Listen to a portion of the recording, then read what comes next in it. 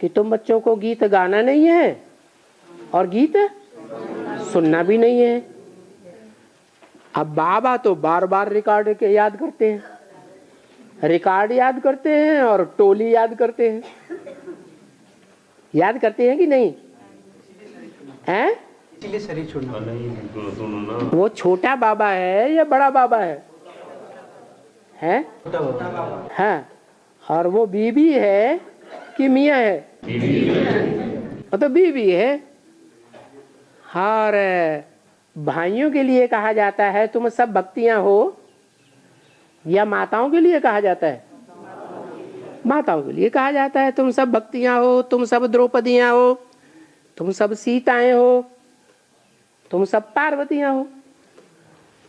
तो जिनके लिए बोला जाता है भक्तियां, उनमें बड़े से बड़ी भक्ति कौन हुई? भक्ति कहाँ से आती है? भक्ति रावण से आती है। तो गलत तो नहीं कर रहे थे?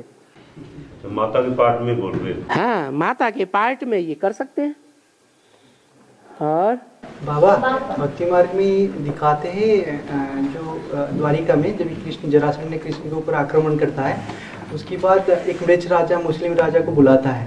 तो कृष्ण उसको डरता है, उसके इसलिए अंदर में रहता है। फिर उसको छल में बुला के लेते हैं। फिर एक पहाड़ के अंदर में एक ऋषि सोया होता है, उसके पास में जिससे वो ऋषि आँखें खोलता है तो कृष्ण ने उसके ऊपर चादर ढक देता है और वो राजा आकर के जब चादर निकलते हैं वो आँख खुलता है तो वो भस्म हो जाता है। तो आप तो लंबी लंबी कथा बता रहे हैं। एक प्रश्न पूछिए। हाँ, लेकिन वो कैसे शूटिंग होता है? हैं? वो जो म्लेच्छ राजा बाद में भस्म हो जाता है, तो दृष्टि से भस्म होता है। हैं? दृष्टि से वो म्लेच्छ राजा भस्म हो जाता है। हाँ, तो कोई पावरफुल होगा ना, ऐसा पावरफुल होगा ना कि जब जगता है तो दृष्टि से ही भस्म हो जाता है। शास्त्रों में कौन से देवता का गायन है कि आंख खुली और भस्म हो गया? हैं? शंकर के लिए गायन है। और बाबूजी किसे बोला हैं? बाबूजी किसे बोला? बाबूजी के लिए थोड़े ही कहेंगे कि प्रोग्राम बना के आओ। वो तो जब चाहेंगे तब आ जाएंगे, जब चाहें तब चले जाएंगे। बड़ा आदमी है, छोटा आदमी है? हाँ, बड़ा आदमी है। औरों के लिए तो कंडीशंस होती है। एक सप्ताह के लिए आना है, तारीख डिक्लेयर करके आना है, समय बता के आना है। और बाबूजी के लिए कोई बंधन नहीं है। तो कौन हुआ बाबूजी? ब्रह्मा बता के आता है। हैं? बता के नहीं आता है? बता के आता है। तो फिर तो बाबूजी कहाँ हुआ? शिव बाबा का कोई टाइम नहीं है। जब चाहे तब आ जाते हैं और जब चाहे तब चले जाते हैं। उनको बुलाना पड़ता है क्या? बुलाने से आते हैं क्या? नहीं, बुलाने से तो आते नहीं। तो ये बाबूजी है। आज की मुरली में अष्टवक्र ऋषि के बारे में भी आया, तो उसकी अष्टवक्र ऋषि का भी बहुत गायन है, लेकिन उसका फिर संगम पर कैसे शूटिंग होता है? 8 जगह से टेढ़ा माने वक्र, अष्टावक्र।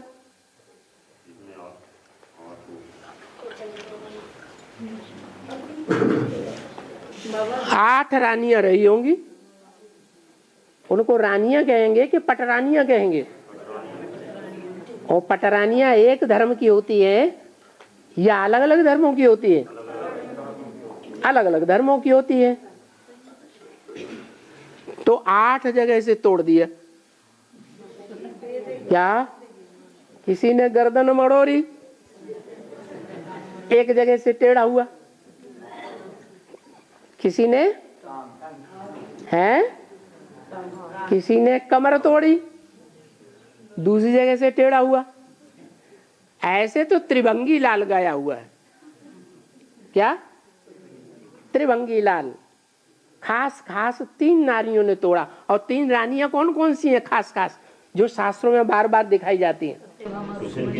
है सत्यभामा, रुक्मणी और जामवंती। जामवंती कौन है? हैं? जामवंती कौन है? जो बालों वाले होते हैं वो कौन से देश के होते हैं? सिख, पंजाब। है? हाँ, सिख धर्म में पंजाब में बड़े बड़े बालों वाले होते हैं। तो शास्त्र में उनको ऋष की तरह दिखाई दिया, जामवंत। और जामवंत की बच्ची का नाम जामवंती दे दिया। ऐसे ही सत्यभामा कैसी बा? हाँ, कैसी माँ बा? सच्ची माँ बा। तो जितनी भी नदियां हैं उन नदियों में सच्चाई सबसे ज्यादा कौन सी नदी में है? गंगा में है। सबसे जास्ती ज्ञान भी लेती होगी, ज्ञान की सफलता भी होती होगी। कहते हैं उनके पास एक सामंतक मणि थी। किनके पास? उनके पिताजी के पास थी। पिताजी ने गंगा जी को दे दी। तो उस मणि से 20 मन सोना रोज निकलता था। अब बताओ वो कौन सी मणि होगी? आत्मा रूपी मणि। उस आत्मा रूपी मणि से ऐसी रोशनी निकलती थी कि ढेर सारी सोने जैसी सच्ची आत्माएं निकल पड़ती थी। उनका नाम दिया सत्यभामा। और तीसरी रुक्मणी। सबसे ज्यादा मान किसका था? रुक्मणी का।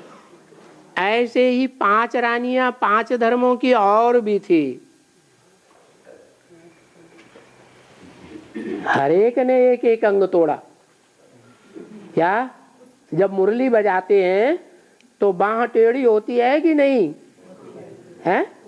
हाँ, कोहनी से भी टेढ़। एक ने तोड़ा, दूसरी कोहनी दूसरे ने तोड़ी। और टांगे जब मोड़ते हैं तो जो घुटने हैं वो भी टेढ़े हो जाते हैं कि नहीं है? वो भी टेढ़े हो जाते। एक घुटना एक ने तोड़ा, दूसरा घुटना दूसरे ने तोड़ा। फिर टखना। टखना माने पांव और टांग के बीच में जो पांव होता है ना, तलवा, एड़ी के पास, वो टखने भी 2 हैं। तो 2 टखने, 2 रानियों ने वो 2 टखने तोड़ दिए। तो देखो कैसी कैसी बातें बनाई हुई हैं। अष्टावक्र गीता, जैसे कृष्ण की गीता वैसे ही अष्टावक्र गीता हो गई। जो कृष्ण का नाम है वो ही अष्टावक्र है। हाँ, और जैसे कहते हैं कि जिस तन में ही बाबा प्रवेश करते हैं उसका नाम ब्रह्मा रखना पड़ता है। तो ऐसे तो बाबा 107 में भी प्रवेश करते हैं ना, एक को छोड़ के, तो क्या उनका नाम भी ब्रह्मा रखना पड़ेगा? 107 में जिनका नाम ब्रह्मा रखना पड़ता है उस ब्रह्मा के कितने सिर दिखाए जाते हैं? 5 गैन तो है ना। पंचमुखी महादेव भी बनता है ना। कंपिल में यादगार बनी हुई है पंचमुखी महादेव, चौमुखी महादेव।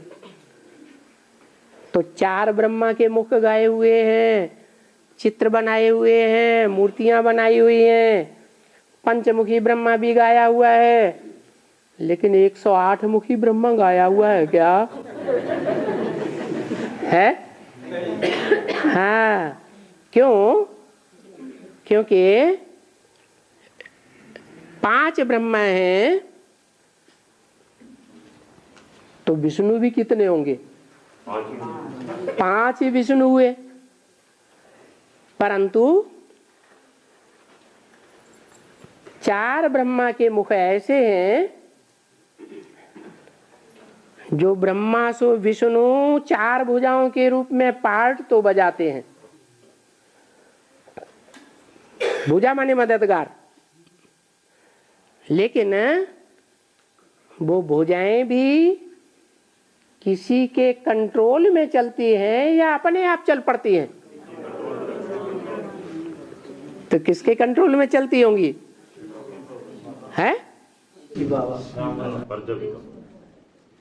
नहीं, जो पांचवा मुख है, जो काट दिया गया माना देहभान अलग हुआ, देह अलग हो गई और आत्मा अलग हो गई। तो वो आत्मिक स्थिति में रहने वाला बुद्धि का पार्ट गाया हुआ है। विष्णु में जो बुद्धि के रूप में पार्ट बजाने वाला है, वो ही चार भुजाओं को चलाता है। इसलिए 5 ब्रह्मा गाए हुए हैं। और बाबा, चंद्रमा सतयुग त्रेता में नहीं रहेगा तो द्वापर में ऊपर कैसे जाएगा? और सतयुग त्रेता के बाद गुरुत्वाकर्षण बल होगा क्या? अच्छा हाँ बोलो। चंद्रमा सतयुग त्रेता में नहीं रहेगा, द्वापर में ऊपर कैसे जाएगा? ऊपर कैसे जाएगा? बड़ी भारी समस्या हो गई।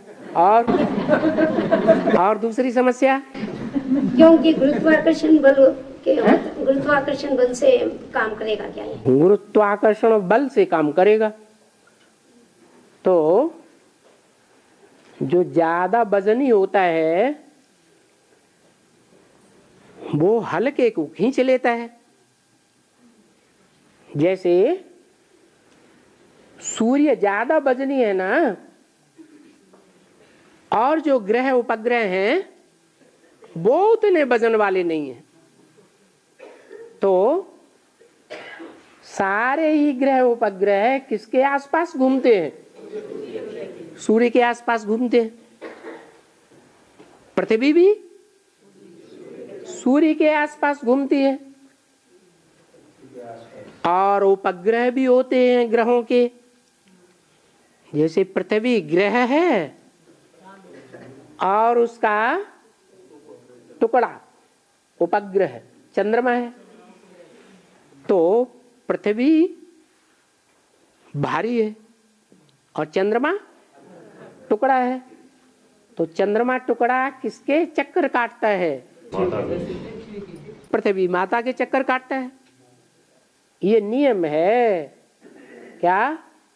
जो ज्यादा पावरफुल है उसका चक्कर कम पावरफुल काटते हैं।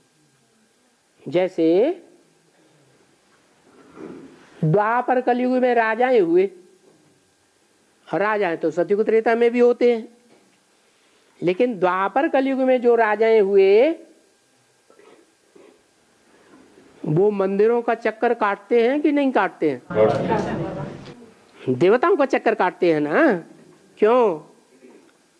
क्योंकि देवताएं पवित्र होते हैं, पवित्रता भारी होती है, भारी पड़ती है, और अपवित्रता हल्की होती है, तो उनको चक्कर काटने पड़ते हैं। तो ये चंद्रमा जो है पृथ्वी के मुकाबले पावरफुल है या कमजोर है? बच्चा है या रचयिता है? रचना है। तो ये चंद्रमा अभी जब संपूर्ण विनाश होगा तो पृथ्वी के आकर्षण में आ जाएगा।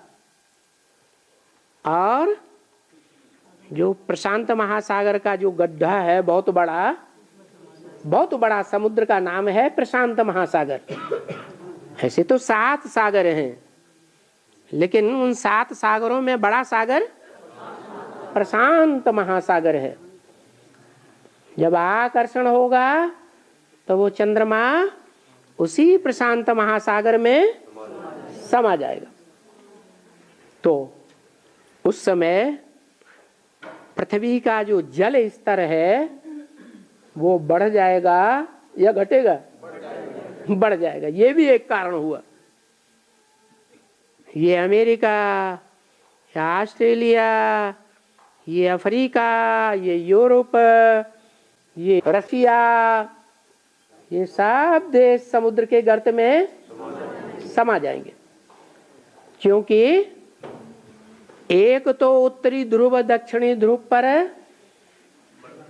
जो बर्फ के बने हुए बड़े बड़े मीलों ऊंचे पहाड़ हैं, वो सब एटम बमों के धमाके से गर्मी होगी वातावरण में तो फट पड़ेंगे और समुद्र में आ गिरेंगे।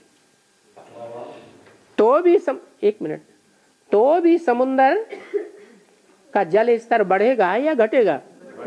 बढ़ेगा। तो इस तरह सारी पृथ्वी जलमयी हो जाएगी। क्या उस जलमयी में कौन कौन डूब जाएंगे? सारी दुनिया नहीं डूबेगी। भारत तो अविनाशी खंड है, यहाँ भगवान आता है। जहाँ भगवान आता है वहाँ ज्ञानी तो आत्माएं होंगी या विदेशियों विधर्मियों की तरह अज्ञानी आत्माएं होंगी? तो जो ज्ञानी आत्माएं हैं वो समंदर को पार करने वाली होंगी या समंदर में डूबने वाली होंगी? पार करने वाली होंगी।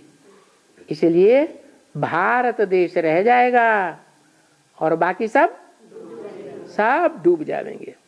अच्छा, अब माता का प्रश्न है कि चंद्रमा पृथ्वी से मिल जाएगा तो छिटक के अलग कैसे हो जाएगा? तो कलयुग के अंत में संपूर्ण विनाश होता है,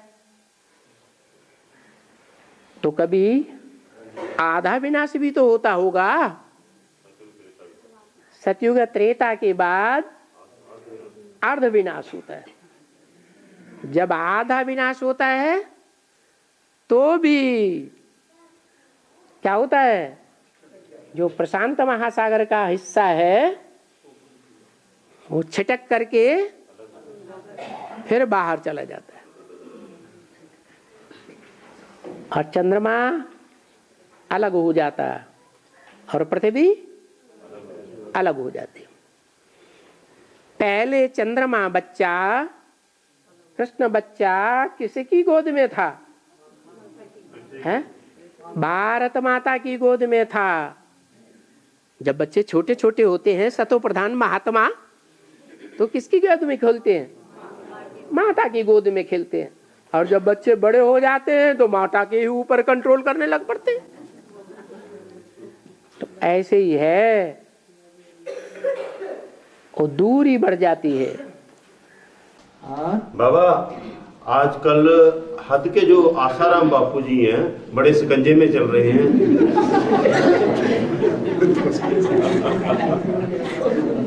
तो ब्राह्मणों की दुनिया में या संघ में यहाँ कैसे उसकी शूटिंग होती है जो ब्रॉड ड्रामा में वो फिल्माई जाती है? क्यों? ब्राह्मणों की दुनिया में जो बेअद के तुम्हारे आसाराम बापू हैं उनको जेल में नहीं डाला गया तो शूटिंग नहीं हुई? वो शूटिंग है। अरे दुनिया में सारे ही पतित भ्रष्टाचारी हैं या अकेला आसाराम बापू पतित भ्रष्टाचारी है?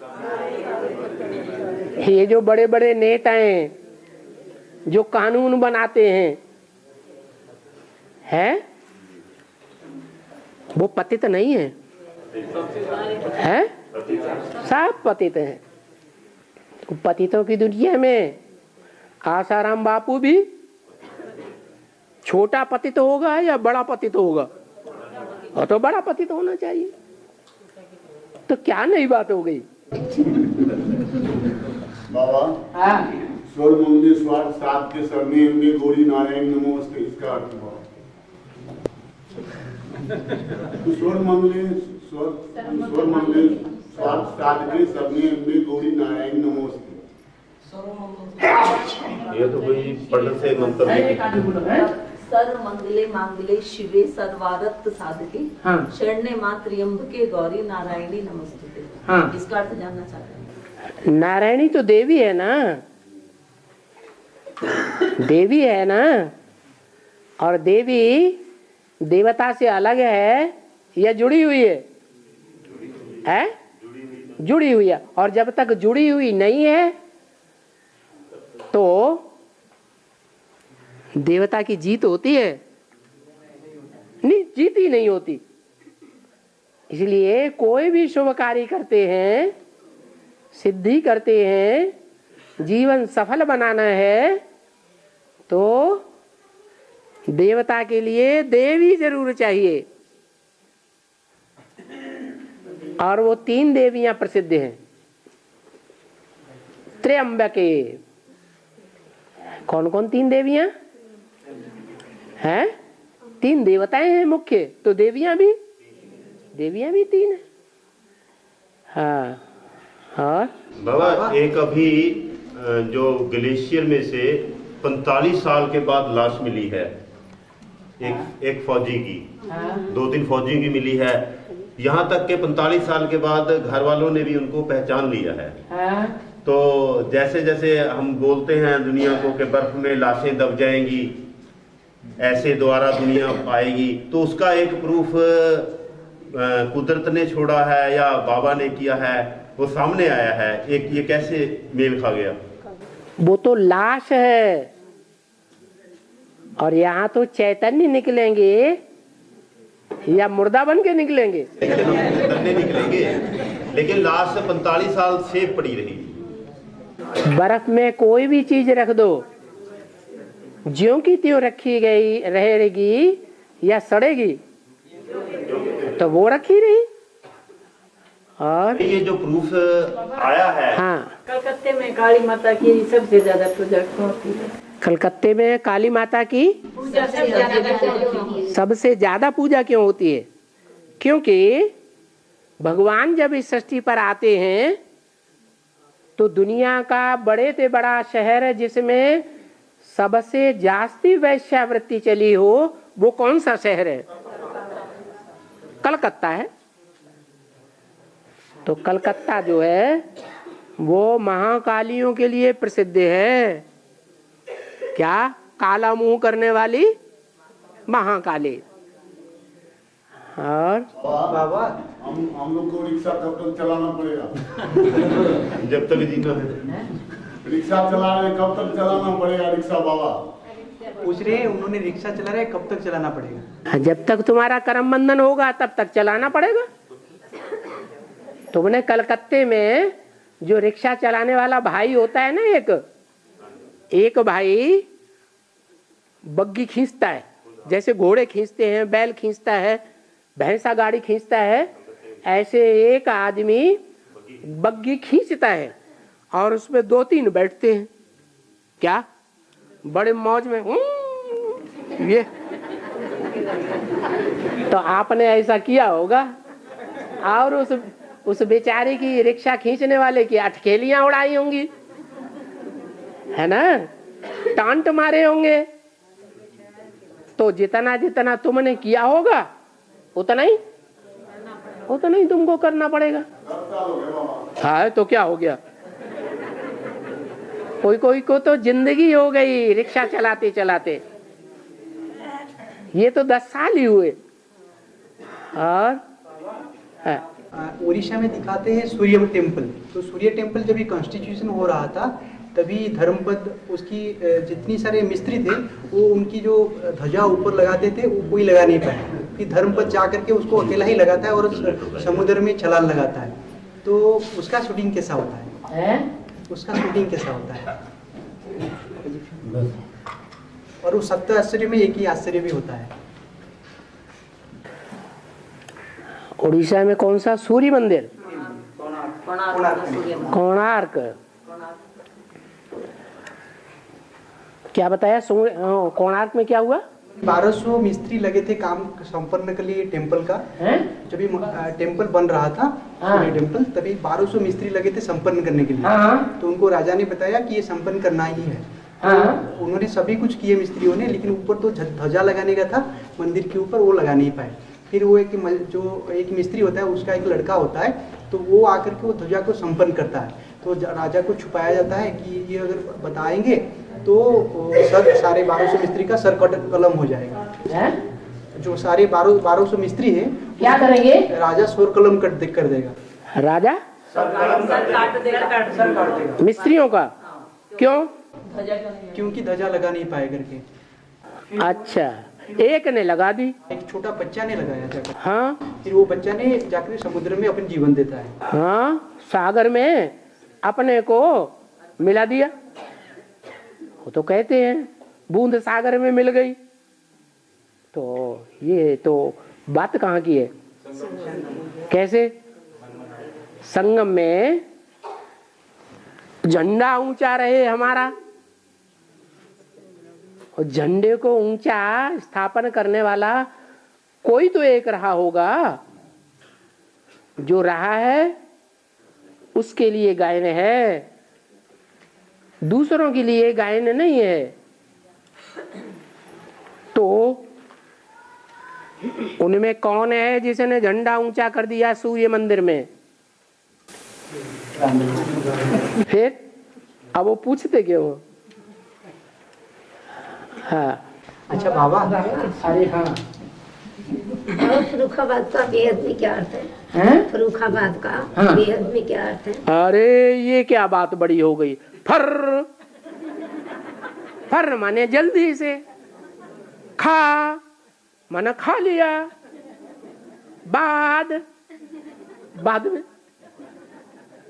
जब फर्रुखाबाद वालों को पता चलेगा कि विश्व का मालिक हमारे यहाँ पैदा हुआ है, तो वो जोश में आ जाएंगे कि नहीं? जोश में आ जाएंगे और फर से सारी दुनिया को खा जाएंगे। नेहरू जी कहाँ के जन्म लेने वाले थे? इलाहाबाद। क्या नाम, क्या टाइटल क्या दिया उन्हें? नेह का रूह। काई की रूह? स्नेह करने वालों की रूह, स्नेह वाली रूह। जो नेहरू इलाहाबाद में जन्म लेता है, तो वो कहाँ से इलेक्शन लड़ते रहे और हमेशा जीतते रहे? क्यों? इलाहाबाद वाले ही उनको क्यों जिताते रहे? देश के दूसरे हिस्से में उन्होंने इलेक्शन क्यों नहीं लड़ पाया है?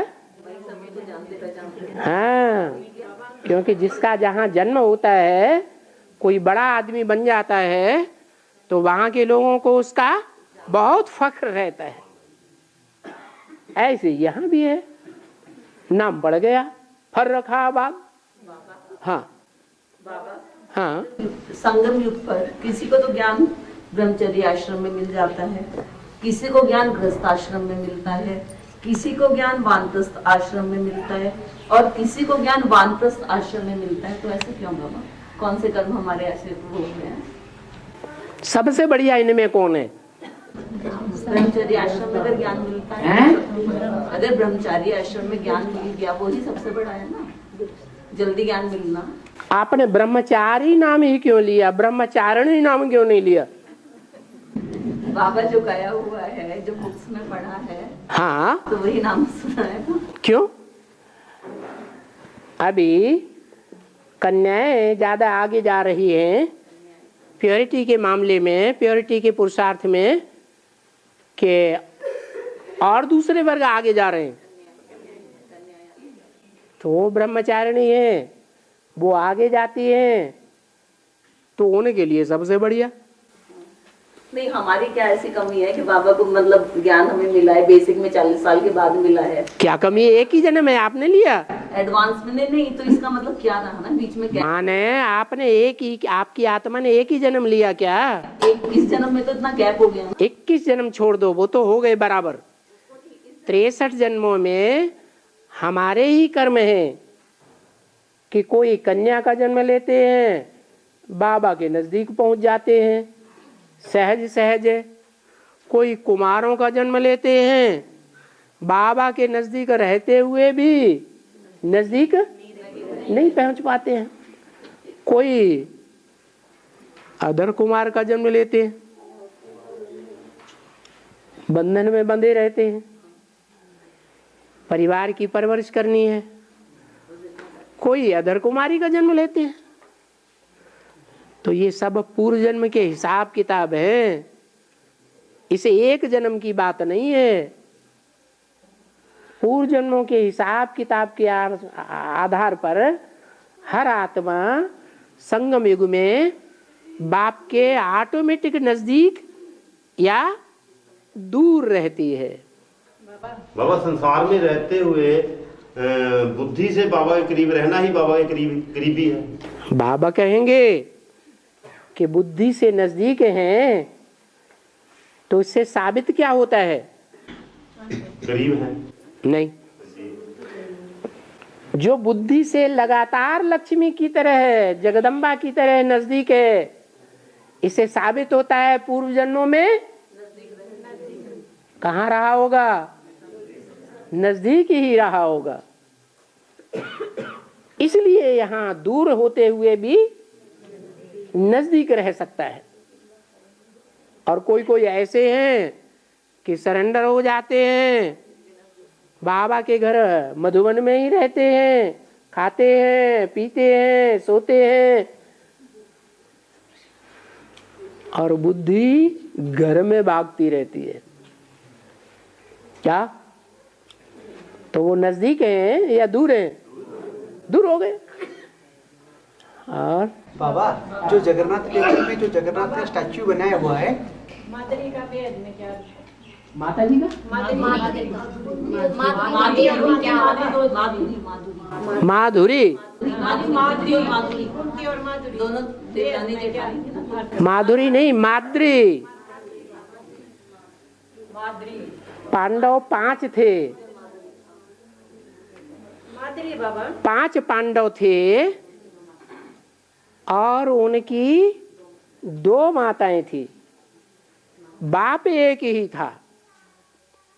क्या? बाप एक ही था। और वो 5 पांडव भारतीय थे या विदेशी थे? भारतीय थे। भारतीय होते हुए भी उनमें 2 पांडव ऐसे थे जो छोटे थे और 3 पांडव बड़े थे। जैसे बाबा कहते हैं अर्जुन की बात, तो क्या एक ही अर्जुन की बात है या तुम सब नंबरवार अर्जुन हो? ऐसे ही ये 5 पांडवों की बात है। झाड़ के चित्र में जो 5 भारतीय धर्म दिखाए गए हैं, कौन कौन से हैं? सूर्यवंश, चंद्रवंश और बौद्धि वंश, सन्यासी और सिख। तो सबसे छोटे कौन हुए जो भगवान से प्राप्ति करते हैं? सन्यासी और सिख। वो जैसे कि नकुल और सहदेव हैं। और वो किसकी गोद में पले होंगे? बचपन में किससे जन्म लिया होगा? माद्री से। माद्री नाम पड़ता ही है मंदबुद्धि। क्या? मंदबुद्धि। तो मंद से जन्म लिया, इसलिए वो छोटे हुए। और दूसरी बड़ी माता का नाम था कुंती, जैसे नाम दिया है शकुंतला। कुंता कहते हैं पक्षियों को। पक्षी काहे से उड़ते हैं? पंखों से। यहाँ कौन से पंख हैं? ज्ञान योग से पंखों से उड़ने वाली कुंती ज्ञान के आधार पर अपना व्यवहार करती थी, कार्य करती थी। तो कुंती से युधिष्ठिर, भीम और अर्जुन का जन्म होता है। ये पांचों ही भारतीय हैं जिन्हें पांडव कहा जाता है। बाबा गोवर्धन पर्वत जो है वो एक छोटी उंगली पे उठाया दिखाया जाता है, जो कि ये उंगली सूचक है सिख धर्म का। तो सिख धर्म की कौन सी ऐसी आत्माएं हैं जो यज्ञ में ऐसा सहयोग देती हैं? सिख धर्म से एडवांस में पहली कौन कन्या सरेंडर हुई? जगदम्बा है तो यहाँ सब बैठे हुए थे, बैठे हुए हैं। और जगदम्बा ना होती, पहले समर्पित ना हुई होती तो ये इतने न होते। आदि में जो बीज बोता है उसका फल जास्ती निकलता है। तो जगदम्बा जो है वो सिख धर्म से कनेक्टेड है, पंजाबी खून है। और बाबा जो जगन्नाथ टेम्पल में जो स्टैच्यू बना हुआ है, स्टैच्यू, हाँ, तो वो जो उसका ऐसा गायन है कि जो कृष्ण द्वापर में था तो उसकी जो जब भी उन्होंने सबर ने शरीर उनकी पाँव में भेद करवा दिया, कृष्ण की पाँव में जब तीर ने भेद करवाया सबर ने, तो उसके बाद कृष्ण ने शरीर छोड़ा। फिर वो समुद्र में लेटे लेटे आकर के पुरी में लगा। फिर उसको राजा ने ला करके समुद्र में उसमें जगन्नाथ का बनाया स्टैच्यू। तो उसको ज्ञान में कैसे समझेंगे? क्या ज्ञान में कैसे? और लंबी लंबी कहानी बना, मूल बात पूछते क्या हैं आप? बाबा लक्ष्मी नारायण के चित्र में ये नारायण की पूरी बाजू है और लक्ष्मी की आधी बाजू क्यों है? अब उनकी बात हल नहीं करना है, वो भी तो कुछ पूछ रहे हैं, पूछ नहीं पा रहे। कृष्ण का जो कृष्ण जब भी पाठ बजा रहे थे, उन्होंने जब भी शरीर छोड़े तो उनको एक सबर ने उनकी पाँव में तीर लगाया, इसके कारण उन्होंने शरीर छोड़ दिया। फिर वो शरीर जाकर के समुद्र में लेटे लेटे जाकर के पुरी में लगा, सागर में मिल गया। हाँ, उसको महाराज ने फिल्टर करके लेके आया, समुद्र से उठा के लेके आया। हाँ, फिर उसके बाद उसमें स्टैच्यू बनाया। वो जगन्नाथ आज के दिन में पूजा हो रही है, तो उसको ज्ञान में कैसे समझेंगे? कृष्ण कौन है? है? कृष्ण कौन हुआ है? ब्रह्मा बाबा। ब्रह्मा बाबा के बुद्धि रूपी पाँव में किसी ने तीर मारा कि नहीं? तो तीर मारा तो बुद्धि में छेद हुआ कि नहीं? बुद्धि में छेद हुआ तो हार्ट फेल हुआ कि नहीं? जब हार्ट फेल हो गया, शरीर छोड़ दिया, तो कहाँ जाके चला गया? बह गया। सागर कौन है? ज्ञान का सागर। ज्ञान का सागर है। सागर पृथ्वी से चिपक के रहता है या सूर्य की तरह दूर रहता है? कौन है सागर? प्रजापिता सागर हो गया। तो वो सागर में बह गया। अब उसका उन्होंने यादगार बना दिया। तो इस समय जो यादगार बनते हैं, किस समय की यादगार? संगम की यादगार है। और जगन्नाथ क्या बनाया ना? हाँ, जगन्नाथ नहीं है वो, ब्रह्मा तो नहीं। अरे श्रीनाथ जगन्नाथ, मुरली में बोला श्रीनाथ जगन्नाथ है एक ही चीज। पर्सनालिटी एक है या अलग अलग है? परंतु जैसा देश वैसा उनको भोग लगाए पूजा करते हैं। तो एक ही है कि अलग अलग है? एक ही है, पर्सनालिटी तो एक ही है बाबा। लेकिन मुरली में बाबा ने बताया है कि जो विश्वनाथ जगन्नाथ वो राम वाली आत्मा का पाठ है। विश्वनाथ जगन्नाथ राम वाली आत्मा का पाठ है। ठीक है, जगत कहो विश्व कहो, बात तो एक ही हो गई। हाँ, श्रीनाथ जो है वो कृष्ण ब्रह्मा की है, और जो श्रीनाथ है वो ब्रह्मा बाबा की पाठ है करके। हाँ, तो उसको कैसे वो क्या कैसे? अरे तुम प्रश्न तो पूछो, क्या पूछ रहे हो? है? पूछना क्या चाहते? मतलब अभी उनको वही पाठ को फिर दोनों समझे, राम वाली आत्मा और ब्रह्मा दोनों। अरे दोनों जब एक शरीर में प्रवेश होकर के पाठ बजाते हैं, तो जब संपन्न बनेंगे तो दोनों ही बनेंगे कि एक बनेगा? तो श्रीनाथ जगन्नाथ एक हो जाते हैं। हाँ, और बाबा 5 सितंबर को टीचर डे क्यों मनाया जाता है? 5 सितंबर को 5 सितंबर को टीचर डे मनाते हैं ना बाबा 5 सितंबर को। कल जो 5 सितंबर का डे है हाँ। वो टीचर डे के रूप में मनाया जाता है। हाँ, तो क्यों मनाते हैं बोलते हैं 5 सितंबर की? कल ही तो था। स्कूल में टीचर लिख सकती हो बाबा।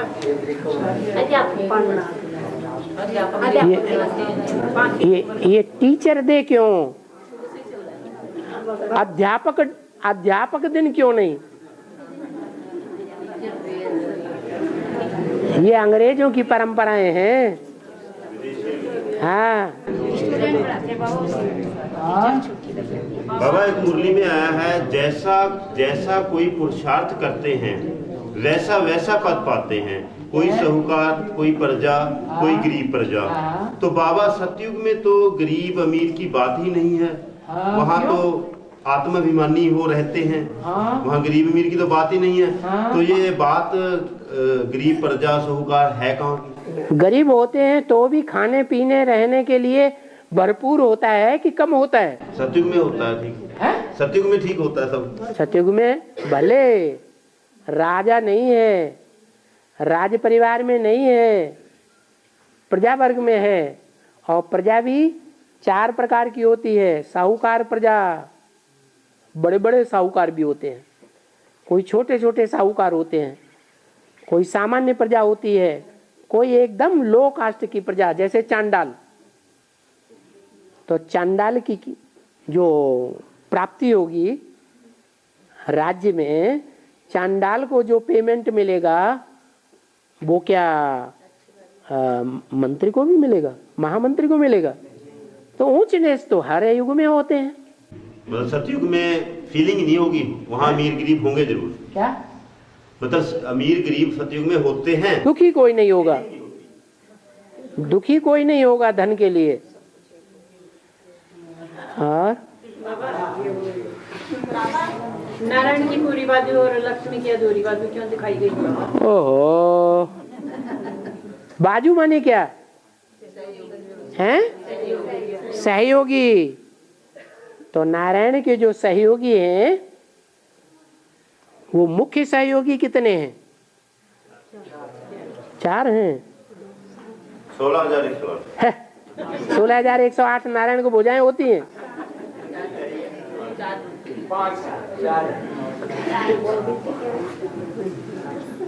8 भुजाएं,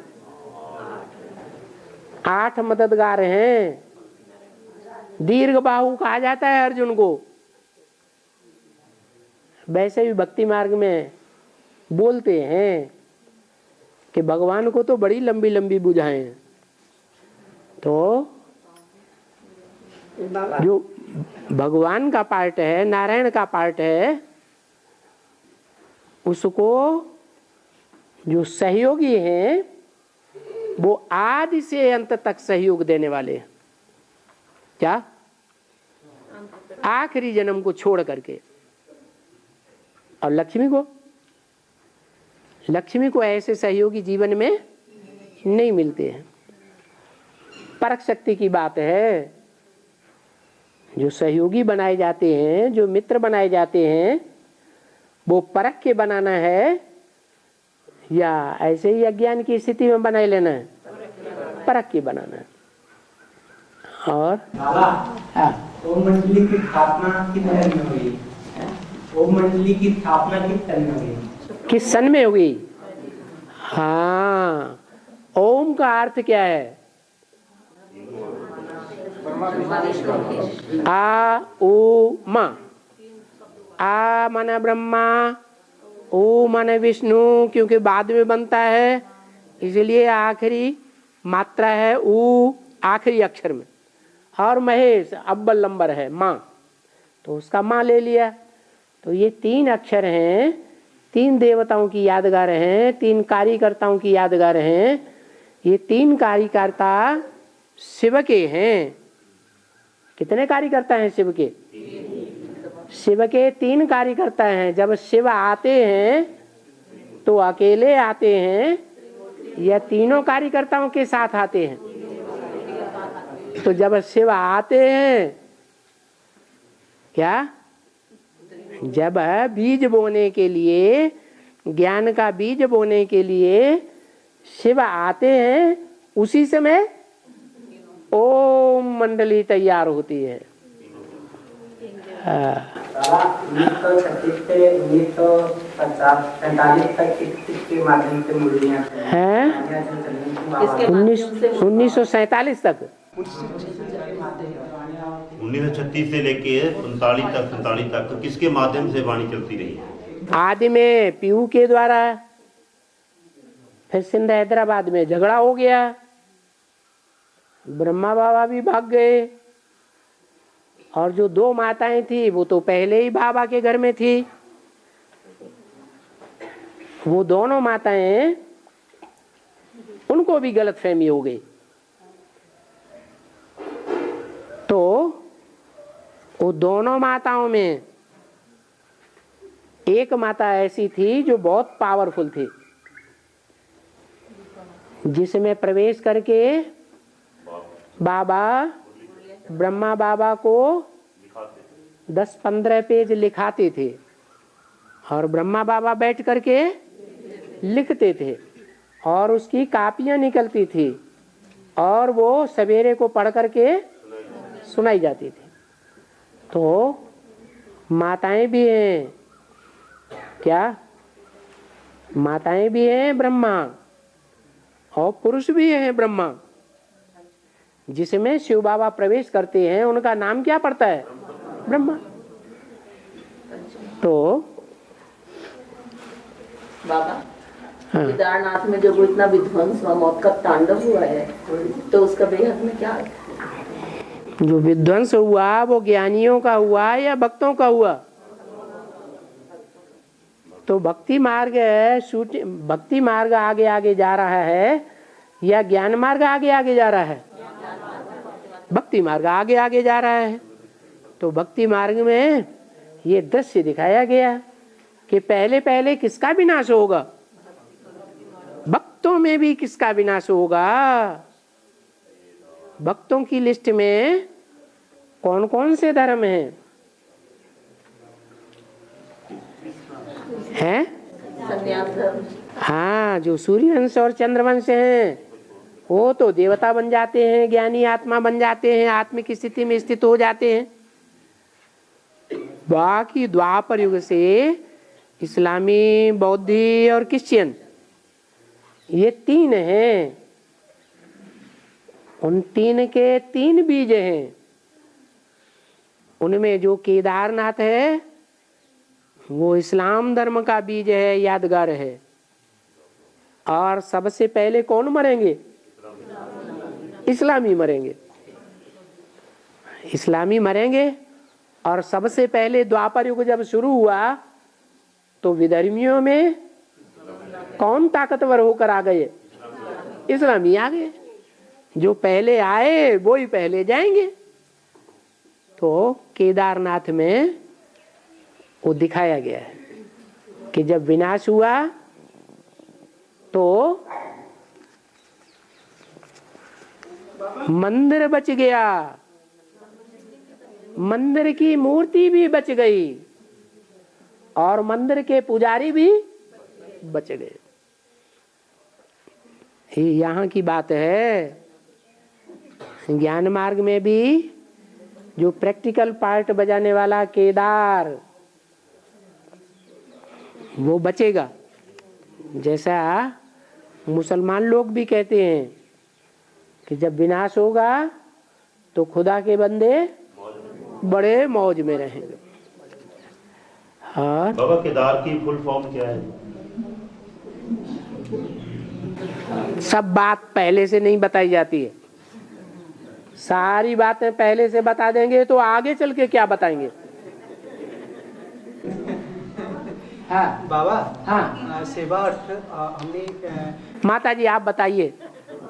ये तो करते रहते घंटे भर में अपना प्रश्न बोलते। हाँ अर्जुन तू कर्म कर, फल की इच्छा मत कर। हैं? अर्जुन तू कर्म कर, फल की इच्छा मत कर। हाँ तो बाबा अगर हम लक्ष्य रखते हैं कि हम 108 में आएंगे तो ये इच्छा मात्र विद्या कहा गया। अरे इस दुनिया का कोई इच्छा न कर, इस शरीर के लिए कोई इच्छा न कर।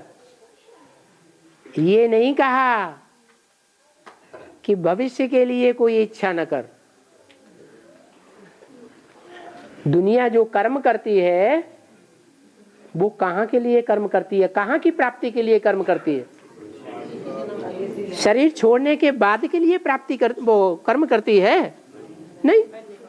तो दुनिया की बात बताई कि इस दुनिया के लिए कोई फल की इच्छा न कर, आत्मा का कल्याण करना है कि शरीर का कल्याण करना है? शरीर तो इस एक जन्म के लिए है और आत्मा का बाप परमपिता परमात्मा शरीर के कल्याण के लिए आया है कि आत्म कल्याण के लिए आया है? तो आत्मा का कनेक्शन 84 जन्मों से है। इसलिए तू इस जन्म के लिए कोई फल की इच्छा न कर। और बाबा अभी शीश महल नहीं बना है। नहीं बना है? अभी शीश महल नहीं बना है। वो उस समय की बात है। मुरली मना ब्रह्मा बाबा जब जीवित थे उस समय ज्ञान प्रत्यक्ष नहीं हुआ था, इसलिए बोला अभी शीश महल नहीं बना है। जो शीश महल होता है उसमें चारों ओर शीशे लगे हुए हैं। क्या उन शीशों में उधर का इधर, इधर का उधर, उधर का उधर, चारों तरफ का जहाँ दिखाई देता है। तो अभी शीश महल नहीं बने हैं, माना ब्रह्मा जब तक जीवित रहे तब तक शीश महल नहीं बना। कारण क्या? क्योंकि अभी गीता ज्ञानामृत नहीं कहेंगे, ये कारण था, इसलिए शीश महल नहीं बना। और अब अभी तो ज्ञान का अमृत सामने आ गया ना, तो अभी मधुबन भी शीश महल है। कोई अपनी करतूत को छिपाना चाहे, कमरे में बंद होकर के कोई करतूत उल्टी पलटी करे श्रीमत के बरखिलाफ और सोचता हो हमारी तो छिपी हुई रहेगी, कोई नहीं जानेगा। लेकिन उस शीश महल में कुछ भी छिपा हुआ नहीं रहता, क्योंकि गीता में ही बोला हुआ है, अनेक बाहुदर वक्त्र नेत्रम। भगवान को अनेक भुजाएं हैं, सहस्त्र आंखें हैं, सहस्त्र कान हैं, उससे कैसे छुपेगा? तो शीश महल अब है और आगे चलते चलते क्लियर शीश महल बनेगा। ऐसा शीश महल बन जाएगा जो कोई भी भिखारी यहाँ प्रवेश ही नहीं कर सकेगा। और जैसे बोलते हैं ये पुरुषार्थ करो, अष्टदेव बनेंगे, राजा बनेंगे, रानी बनेंगे, सेठ बनेंगे, सेठानी, ये सोच सोच करके पुरुषार्थ करे या लगातार सेवा में लगे रहे, तन से, मन से, वाचा से, कर्म से, संबंध से, इसके बारे में सोचे ना, वो अच्छा।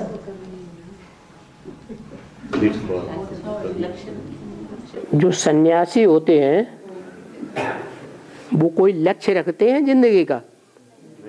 रखते हैं? कोई जिंदगी का लक्ष्य नहीं रखते। आज ये पूछने वाला है ना बचपन से सन्यासी रहा है, ये सन्यासी रहा है तो इसके दिमाग में बात ही ऐसी आती है। बाबा की सेवा में लगे रहो। हाँ, इच्छा किस चीज की? इच्छा को लेके कोई चीज। बाबा की सेवा में बाबा की इच्छा अनुसार लगे रहो या अपने मनमानी चाल चलते रहो? मनमानी चाल किसी को अपना बनाए, अगर सबको बाप का बनाए तो वो तो मनमानी चाल नहीं है ना। जिसको भी बनाए वो बाप का बनाते हैं, बाबा का बनाते हैं, कोई अपना बना के तो रखते नहीं है किसी को। हाँ, जिसको भी किसी भी ढंग से बनाए, हाँ, आखिर बनाएंगे तो बाप का ही बनाएंगे ना उसको। अब ये पर्सनल बातें अभी छोड़ दो। नहीं, अच्छे के लिए पूछा, पर्सनल बात नहीं पूछी है। पर्सनल बातों को पर्सनल बैठ के करेंगे। हाँ हाँ, ज्ञान वैराग्य, ज्ञान का भक्ति का फाउंडेशन आदि में पड़ा था, तो वैराग्य का फाउंडेशन किस समय और किसके द्वारा?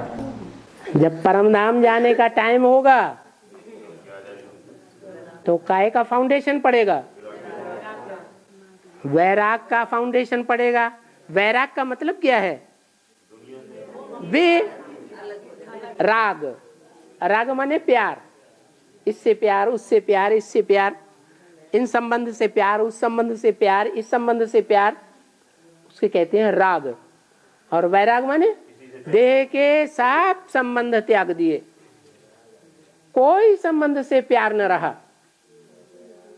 देह के सब पदार्थों को त्याग दिया, इच्छा मात्रम अविद्या, एक से प्यार हो गया। और वो एक कहाँ का रहने वाला है? परमधाम का रहने वाला है। तो वो जहां ले जाएगा बस उसी देश से प्यार। अब अगर जाना है और कुछ नहीं सुझाई पड़े, उसको कहेंगे असली प्यार, वैराग। हाँ, नारायण के खुले बाल क्यों दिखाई देता है? हाँ, देवी देवताओं हाँ, हाँ, लक्ष्मी के नहीं, नारायण के क्यों दिखाए खुले बाल बाबा? क्या बाबा देवी देवताओं के लड़ाई बाबा से। हाँ, खुले क्यों दिखाए हैं बाबा? हाँ, और लक्ष्मी को? अरे वो नहीं बोल लेने दो ना। बाबा लक्ष्मी के नारायण, लक्ष्मी के बाल नहीं दिखाए, खुले नारायण के दिखाए।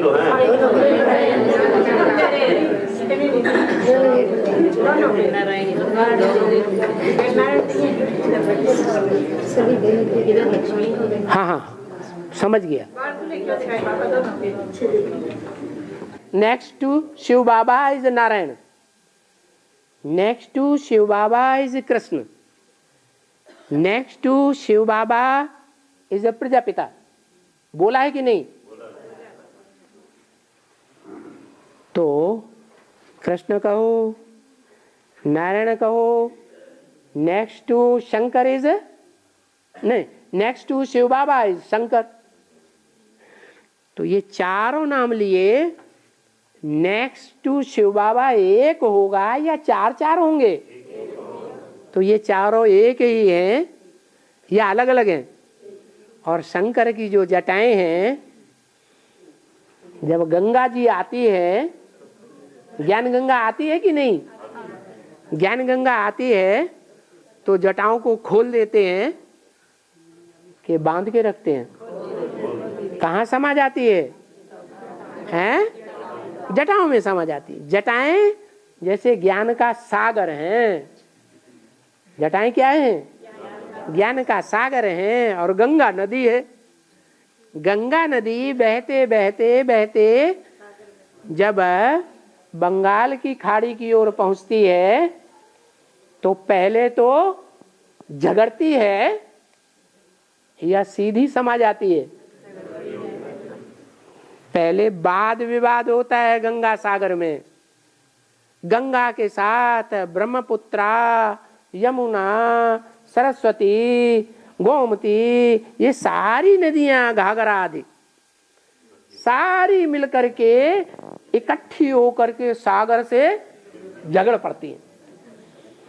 तो वहां पानी की बड़ी ऊंची ऊंची दीवार खड़ी हो जाती है। क्या? सागर में मिल नहीं पाती हैं नदियां।